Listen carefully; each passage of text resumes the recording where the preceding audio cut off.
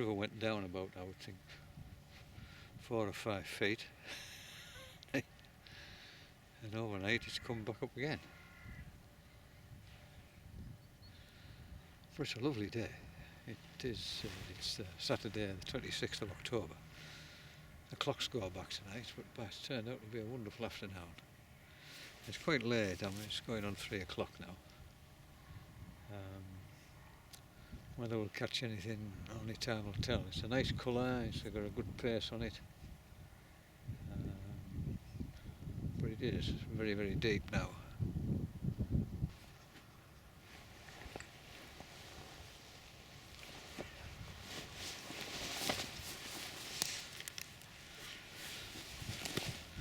So there you can see downstream if I just swing it round slowly.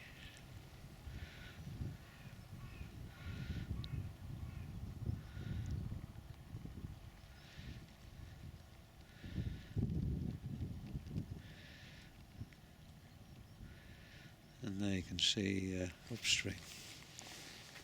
And this glorious sunshine and a temperature, I think it's about 16.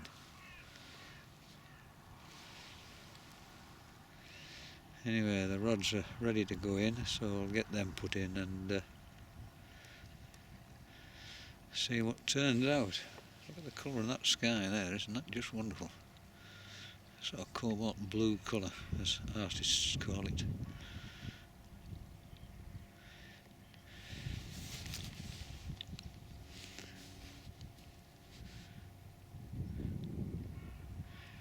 So, just be careful not to fall in after that fella nearly drowned at Topcliffe yesterday.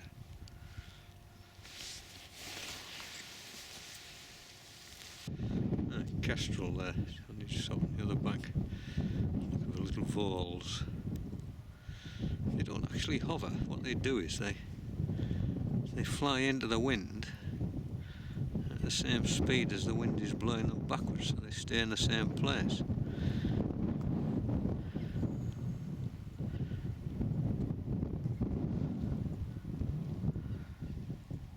So by watching kestrels, they always face into the wind. If there's no wind, such as in a large building, they can't hover like hummingbirds can. But they're very, very good at it.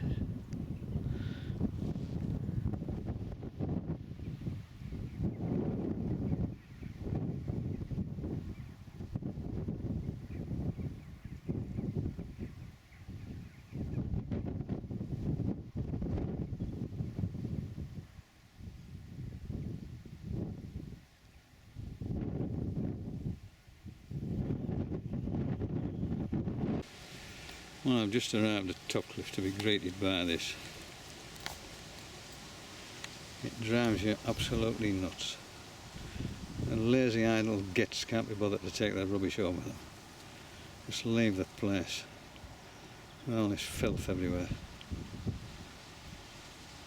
Absolutely horrendous. They're just the sort of people you don't want on the bank. We go to all this trouble to keep the place clean, and these selfish beggars just think they can do what the hell they like. Well, it's a wonderful day. It's Tuesday the 29th of October. The river is still very high, but it's a nice colour, nice pace, and but it's going down quickly. So I've chosen a flat peg so I don't slip down and fall into the river. After that terrible incident on the River Kenneth, and one not quite so bad but could have been just as bad just upstream from here on Saturday.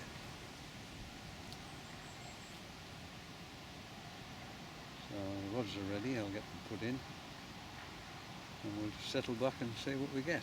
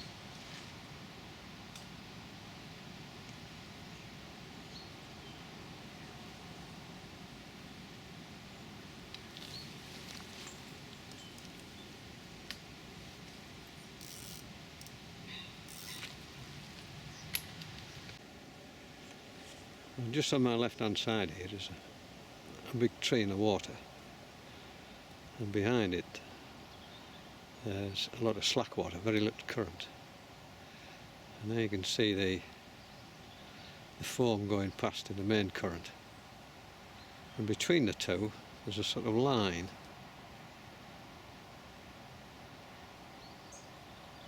which we call a crease. And barbel like hanging about creases. They don't like being in very fast flowing water, particularly in big floods like this, and they certainly don't like being close to the bank in still water. But they do like just operating or hanging about on a crease, just nipping out into the current and grabbing anything that's going past which might be a tasty morsel. Anyway, that's the theory. I'll probably end up putting an 8 ounce weight on and flinging it as far out there as I can get. But we'll just give it some time first of all in this crease.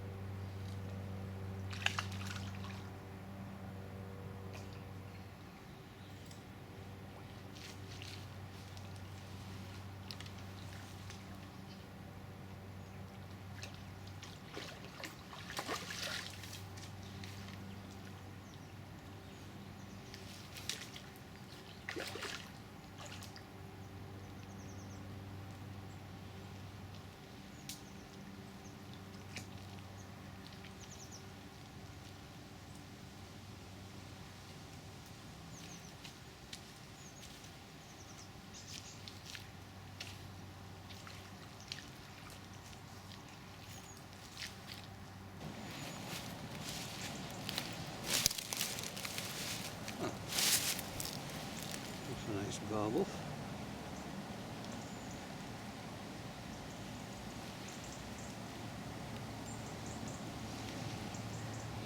It's a good size. Double or not.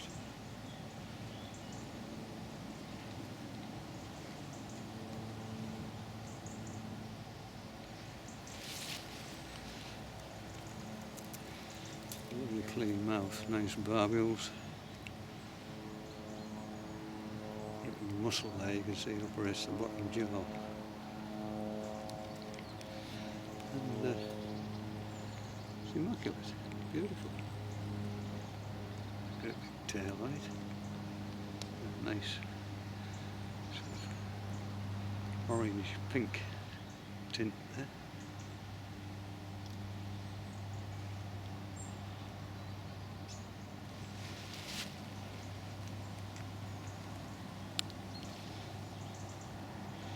That's a nice dorsal fin.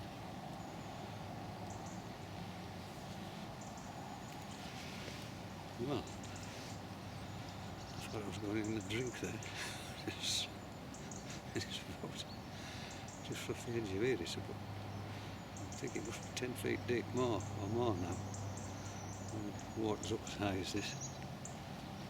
I'll be hell of afraid. I'll be very careful about putting this back in. Anyway, let's get that done now.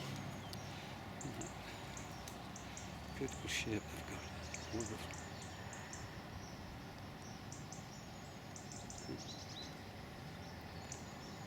It's either side of the head.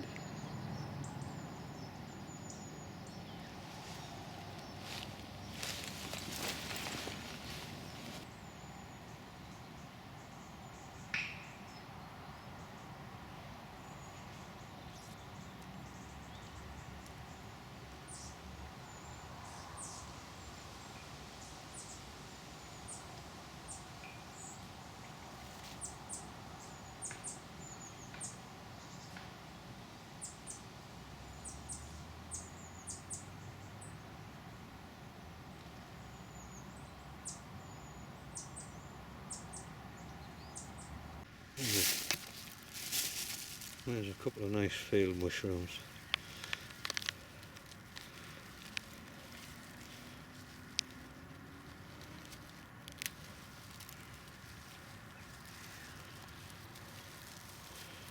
Nice tasty morsel.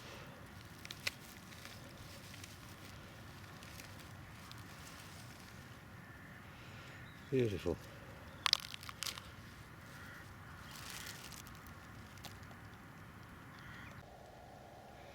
A couple of nice shaggy parasol mushrooms which are edible.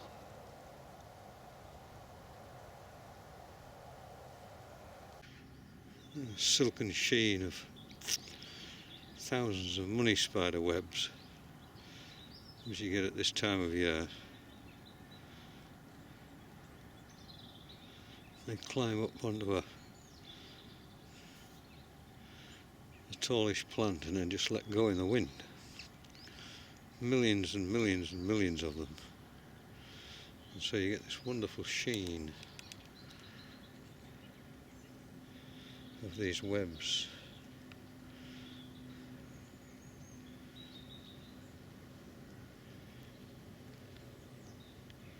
Amazing.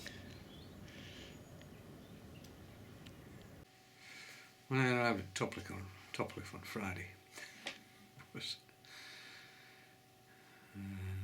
walking down the bank and one young fella, he'd fallen in, and I could tell back when he was telling me that he'd got a terrible fright because the water was up to his neck. Fortunately, he was in a slack. He'd just stepped off the edge of the bank and gone straight in, and every time he tried to get out, he just couldn't manage it. And he couldn't shout for help. Every time he opened his mouth, he got a mouthful of water. So he'd shipped a lot of water while he was there, but fortunately he'd managed to scramble his way out by grabbing hold of some vegetation and pulling on it. And then he'd gone up to his car and taken taken all his wet clothes off and just put a sort of oversuit on and carried on fishing. But boy, he was lucky. He was lucky he didn't drown. And then when I got down to the bank today, which is Tuesday, I was talking to another angler, and he'd been fishing on the opposite bank also on Friday, and he too had grabbed his rod as it was pulled, and he'd slipped on the back, and he too had fallen in, and had managed to sort of scramble his way up. It wasn't too bad on the other side. And then today, blow me down, I nearly went in as well. I got a hell of a fright. I really did. I was ready just to lie flat on that bank in all that plother to stop myself going in. I mean, I had a barbel on the end of the line, and I was. If I'd been going in, I'd have had to let it go. Because when the river is up, like it was today, and it's just over the top of the edge of the bank, when it's coloured, even though it's only maybe 3 inches deep, you just cannot see where the edge is. And there's a couple of pegs at Topcliffe where it just drops off, you know. For 1 minute you're in 3 inches of water, the next minute you're in 15 feet of water when it's high like that. And with all your clobber on, you'd drown. There's no two ways about it, you would. And then yesterday in the newspaper, there's this tragic case here where it says fears were growing for fisherman, a chap called Stephen Stringer, 62-year-old, who went missing from the River Kennet in Berkshire on Friday evening. His abandoned fishing gear was found on the bank. Tragic. Absolutely tragic.